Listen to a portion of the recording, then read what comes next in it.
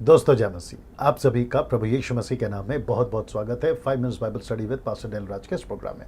आज का विषय रखने से पहले दोस्तों जल्दी से आपको याद दिला दूं, मेरे चैनल को अगर आप पहली बार देख रहे हैं और हम उससे जुड़े हैं और आपने अभी तक सब्सक्राइब नहीं किया है तो जल्दी से करना है।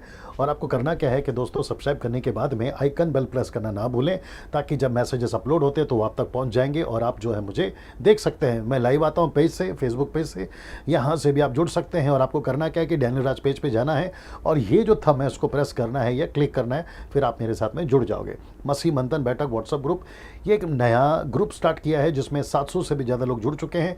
गलत शिक्षाओं के प्रति जो है हम एक मुहिम को स्टार्ट करेंगे लॉकडाउन के बाद में। इसकी पहली बैठक मुंबई से होगी और इसके लिए आपको करना क्या है, आपको सदस्य बनना है और इनमें से किसी एक नंबर पे कॉल करना है और कॉल करके आपको उन्हें कहना है कि व्हाट्सएप ग्रुप में आपको ज्वाइन करें ना। समय सीमा जो है कॉल करने की वो सुबह 10 से रात को 9 बजे तक ही है। अगर आपका नंबर कोई नहीं उठाते हैं तो दोबारा कोशिश करिए, अगले दिन फिर कोशिश करिए और जब तक नहीं करते कोशिश करते रहे। चलिए दोस्तों, आज का विषय आपके बीच में रखने जा रहा हूँ। जैसे मैं आजकल कह रहा हूँ पहले पिछले वीडियोस में भी कि यीशु की कलीसिया यूनिवर्सल है, सर्वव्यापी है। एक कलीसिया है और यीशु उसका बड़ा रखवाला है, असली पास्टर है, सच्चा पास्टर है और यीशु हेड है कलीसिया का, ठीक है ना। और हम जितने भी डिनोमिनेशंस के लोग हैं, 3000, 4000, 6000 जितने भी डिनोमिनेशन है पूरी दुनिया में, हम सब मिलाकर उसके एक अंग हैं। We are the body of Christ ना। उसके वसीले से, उसके क्या कहते हैं संदर्भ में मैं बहुत सारी टीचिंग्स दे रहा हूँ, सिखा रहा हूँ। 26 साल से कॉन्टेक्स्ट के साथ में कई स्टडीज़ करने के बाद में, हर एक स्टेटमेंट को जानने के बाद में मैं आपके बीच में कोई ना कोई बातों को रखता हूँ और जिसको आप लोग देखते आ रहे हैं ना। दोस्तों आज का जो विषय है, मैं इसलिए मजबूर हुआ हूँ क्योंकि मुझे काफ़ी कॉल्स आ रहे हैं, विशेष करके नए विश्वासी लोगों का, और वो पूछते हैं कि पास्टर डैनियल हम क्या करें।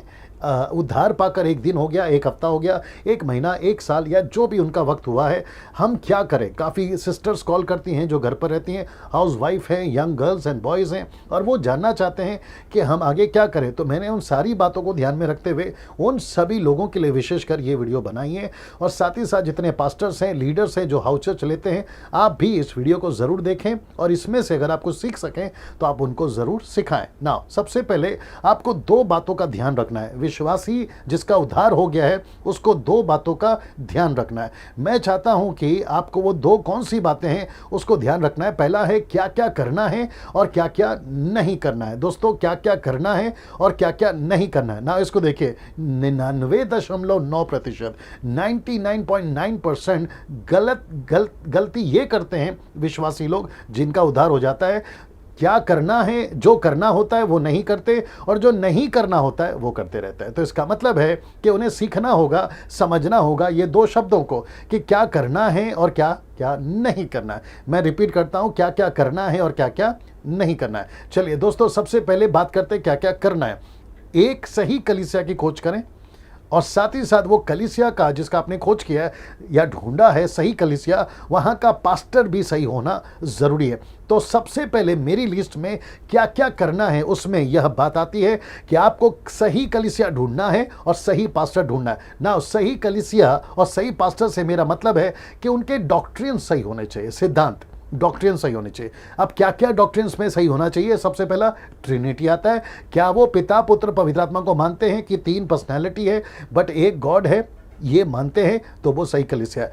बपतिस्मा 3 नाम से होना चाहिए, पिता पुत्र पवित्र आत्मा, और एक बार डुबाना है। अगर ऐसा है तो वो कलीसिया या डॉक्ट्रिन सही है। दूसरा, अबाउट होली स्पिरिट, यानी कि पवित्र आत्मा के बारे में उनका क्या मानना है, पास्टर का, लीडर का क्या मानना है। क्या वो ये सिखाते हैं कि पवित्र आत्मा आपको उसी दिन मिल जाता है जिस दिन आपका उद्धार होता है, तो वो कलीसिया सही है, वो पास्टर सही है। लेकिन अगर वो ऐसे सिखाते हैं कि आपको कोई ऐसी भाषा बोलना है, आपको कोई ऐसी भाषा को पहले मांगना है तब जाकर आपको पवित्र आत्मा मिलेगा, तो वो कलीसिया गलत है और वो पास्टर भी गलत है। ऐसी कोई भाषा नहीं है जिसको पवित्र आत्मा पाने के लिए आपको वो भाषा सीखनी है। जी नहीं, टोटल नॉन बिब्लिकल है और वो पूरी तरह से गलत है। तो आपको सबसे पहले ये चेक करना है कि आपका उद्धार हो चुका है, यीशु मसीह में आप आ चुके हैं, यीशु को आपने अपना उद्धारकर्ता स्वीकार कर लिया, ट्रिनिटी को चेक करिए, बपतिस्मा चेक करिए, पवित्र आत्मा आपको उसी दिन मिल जाता है, अभिषेक भी आपको उसी दिन मिल जाता है और आप उसके बाद आपको कुछ नहीं करना है ना। इसको देखिए, वो चर्च और वो पास्टर क्या मिशन फोकस चर्च वाला पास्टर है। इसका मतलब है कि चर्च भी मिशन में फोकस होना चाहिए और पास्टर भी मिशन फोकस्ड होना चाहिए। मिशन फोकस से मेरा मतलब है आत्माओं को जीतना, नए लोगों की खोज करना, आउटरीच करना, नाश होने वाले लोगों के लिए बोझ रखना, उनके लिए ही कलीसिया जागरूक होना, मिशनरीज भेजना। अगर ऐसी कलीसिया है तो फिर आप सही कलीसिया में और आप सही पास्टर के पास में। इसलिए मैंने कहा कि सबसे पहला आपको जो करना है सही कलीसिया और सही पास्टर ढूंढना है, और उसकी ये लिस्ट मैंने आपके सामने रख दी है। तो मेरी जितनी भी बहनें हैं जो मुझसे सवाल पूछती हैं फोन पर व मैसेजेस पर, तो उन सभी के लिए सबसे पहला यह है कि आपको डॉक्ट्रिन चेक करना है, और इसको करते वक्त में आपको बहुत सावधान रहना है। भावुक होकर कलीसिया में नहीं चले जाना, पास्टर के पास में अपना पास्टर या पापा घोषित नहीं कर देना, क्योंकि आपके हस्बैंड वहां जाते तो आप चले गए, वाइफ जाती तो आप चले गए, बच्चे जाते तो माँ बाप चले गए, माँ बाप जाते तो बच्चे चले गए, दोस्त जाता था तो इसलिए दोस्त चला गया, सहेली जाती तो इसलिए उसकी सहेली चली गई। ऐसा बिल्कुल ना करे, जांचे परखे, क्योंकि ये आपका मरने तक और अगली पीढ़ी जो आपकी आएगी वो तक, जिसको आप लोग मदर कलीसिया घोषित कर दोगे, अगर वो सही कलीसिया नहीं होगी तो फिर गई भैंस पानी में ना। आपको जांचना है इन सभी चीजों को, उसके बाद में आपको कलीसिया को ज्वाइन करना है ना। दूसरा और एक बोल देता हूं, अगर गलती से आप ऐसी कलीसिया में चले गए, जितनी बातें मैंने इनके बारे में बताई है, ये सारी चीजों के बारे में, और आपको पता चला कि यहाँ ये सब नहीं होता है डैनियल भाई जो आपने अभी कहा है, तो फिर मैं क्या करूं? तो सीधा है कि जितनी जल्दी हो सकता है कलीसिया चेंज कर दीजिए। मैं रिपीट करता हूं कि जितनी जल्दी हो सकता है कलीसिया चेंज कर दीजिए और पास्टर को चेंज कर दीजिए, और ऐसी कलीसिया में जाए जिनका डॉक्ट्रिन बाइबल आधारित हो, सिद्धांत बाइबल आधारित हो। और ये सारे पॉइंट जो मैंने बताए, और मेरी पिछली बहुत सारी वीडियो से आप उसको भी चेक कर सकते हैं, और भविष्य में मैं बनाता रहूंगा।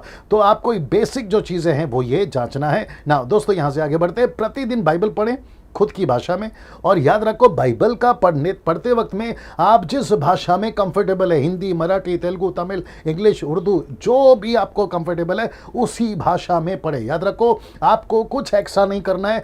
इंग्लिश, कुछ लोग कहते हैं इंग्लिश बाइबल पढ़ने से कुछ सुपरनैचुरल चीजें होती है। जी नहीं, बिल्कुल नहीं होगी। याद रखो यीशु वही है, पवित्र आत्मा वही है, पिता वही है, बाइबल का वचन वही होता है, भाषाएं बदलती है, परमेश्वर नहीं बदलता।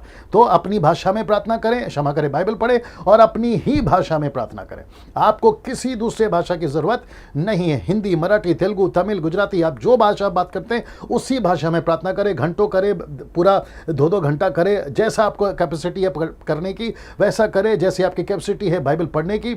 मेरी तो आपसे गुजारिश है कि कम से कम आपको शुरुआत में अगर 10, 20 चैप्टर पढ़ सके तो बहुत अच्छा होगा, क्योंकि आप पूरा कॉन्सेप्ट समझ पाओगे, आप पूरी स्टोरी समझ पाओगे, और इसकी सीमा बढ़ाते रहिए।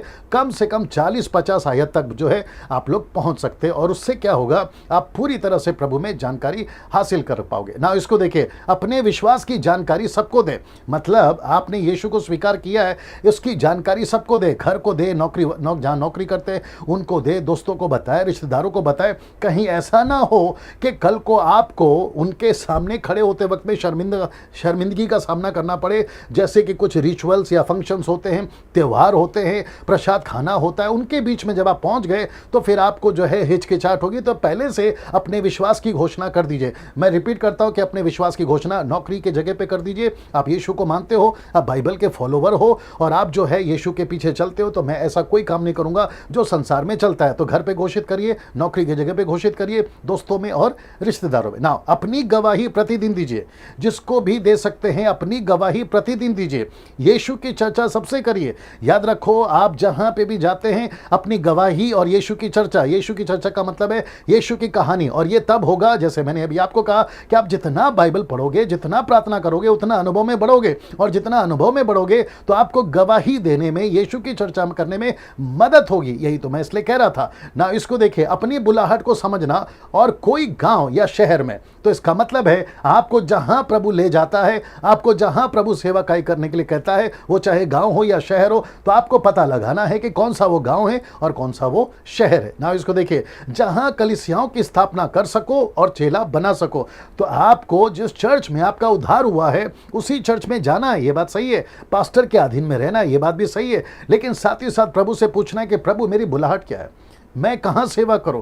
अगर आप कोई भी शहर से हैं या गांव से हैं, तो वो पास्टर, जैसे परमेश्वर पौलुस को चुनता था, पतरस को चुना था, कई सेवकों को चुना था, पौलुस ने तिमोथी को चुना था, तिमोथी ने अपने लोगों को चुना होगा। ऐसे करते करते जैसे मेरी कलीसिया में भी मैं कईयों को चुनता और कहता हूं कि आपको ये गांव में जाना है, प्रार्थना करना है और गांव को दत्तक लेना है, अडॉप्ट करना है और वहां पे सेवकाई करना है। ऐसे आपको करना है ना। इसको देखिए, अब बात करते हैं क्या क्या नहीं करना है। मैं वक्त का ख्याल रखूंगा दोस्तों, लेकिन मैं चाहता हूं कि आप बात को समझे। और बहुत सारी बातें कर सकते थे, लेकिन उसके ऊपर वक्त को ध्यान में रखकर आगे बढ़ रहा हूं। तो अब ये रहा दूसरा, क्या क्या नहीं करना है। तो सबसे पहले non biblical preachings, teachings, believer से सावधान रहना है। मैं रिपीट करता हूं कि सबसे पहले आपको क्या क्या नहीं करना है। आपको क्या क्या नहीं करना है? आपको नॉन बिब्लिकल प्रीचिंग वालों से, टीचिंग वालों से, बिलीवर से सावधान रहना है। आपको उनसे बचकर रहना है। ये चीजें आपको जो है ध्यान देना होगा कि जो नॉन बिब्लिकल प्रीचिंग करते, टीचिंग करते बिलीवर्स जो हैं, या उनसे जो है आपको सावधान रहना होगा। कल्ट चर्चेस जितने भी हैं, उससे आपको सावधान रहना होगा। किसी को पापा नहीं बुलाए, इसलिए डाला है क्या क्या नहीं करना है। तो किसी को पापा नहीं बुलाना है। पृथ्वी पे यीशु को छोड़, परमेश्वर को छोड़, किसी को पापा नहीं बोलना। आजकल बहुत सारा नया फैशन निकला हुआ है पापा बुलाने का, तो ये आपको नहीं करना है। किसी मनुष्य को अपना रोल मॉडल नहीं बनाना है। मैं रिपीट करता हूं, नहीं बनाना है। आपका सबसे बेहतर, सबसे अच्छा और सबसे सिद्ध अल्फा ओमेगा आदि अंत यीशु है, उसी को रोल मॉडल बनाइए। किसी को रोल मॉडल नहीं बनाना है ना। सोशल मीडिया से सावधान रहे। मेरा मतलब है कि जब सोशल मीडिया पे, जैसे आप मुझे सुनते हैं, किसी और को सुनते होंगे, तो सुनते वक्त में सावधान रहें कि वो क्या प्रचार कर रहे हैं। भावुक होकर, इमोशनल होकर, क्योंकि उन्होंने यूट्यूब पे, फेसबुक पे, कुछ टीवी पे चमत्कार दिखा दिया, तो उनके पीछे पागल नहीं हो जाना। आपको बहुत सावधान रहना है कि वो बाइबल आधारित कर रहा है या नहीं कर रहा है। तेल, पानी, रुमाल, कपड़ा, इन सब से बच के रहना है, क्योंकि आजकल बहुत चल रहा है ना। इसको देखिए, किसी की नकल नहीं करना है। आपको किसी की तरह नहीं बनना। So called man of God, international, national, आपको लगता है ये बहुत अच्छा है, पावरफुल है, तो मैं इसके जैसा बनूंगा। जैसे एलीशा ने एलिया से कहा कि मुझे तेरा दुगना चाहिए, तो मैं समझता हूं कि ये टीचिंग भी आजकल चल रही है कि हम किसी की नकल कर सकते हैं। कोई हमारा आत्मिक पिता बन जाएगा तो मैं उसकी तरह चमत्कार करूंगा? जी नहीं। याद रखो, आप न्यू टेस्टमेंट के लोग हैं, वाचा के लहू के लोग हैं, आप यीशु की दुल्हन हैं, यीशु की कलीसिया हैं, तो आप सभी को अपना अपना अलग अलग सेवा मिला है, आपकी अपनी अलग अलग बुलाहट है। तो किसी की नकल ना करें ना। इसको देखिए, किसी को अपना प्रार्थना निवेदन नहीं देना है।